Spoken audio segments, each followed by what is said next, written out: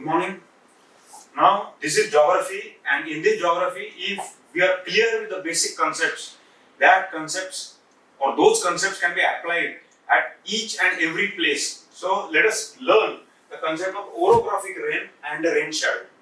The basic principle is there are water bodies on the earth, and when there are water bodies, the water gets heated, and when the water gets heated, the hot air has more capacity to carry the moisture.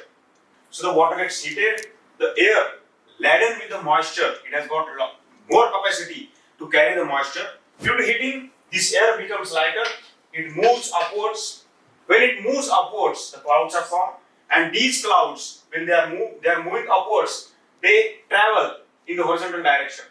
So whenever there is some obstruction like mountain, these clouds they collide with the mountain, and the surrounding air temperature is less than what it is at the ground level.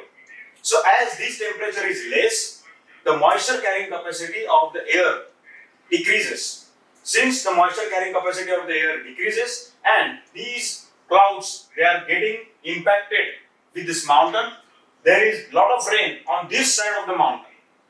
When this side of the mountain is getting a lot of rains, when these clouds pass this particular mountain, there is a little amount of moisture present in the air, in the clouds, which they can hold.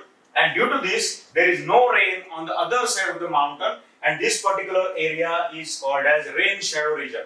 Now, this principle, if it is applied to the Eastern Ghat and Western Ghats of India, peninsular region, there are rain shadow regions in between these two, Eastern Ghats and Western Ghats. If this principle is applied to Aravalli mountain, there is a Thar desert just besides the Aravalli mountain.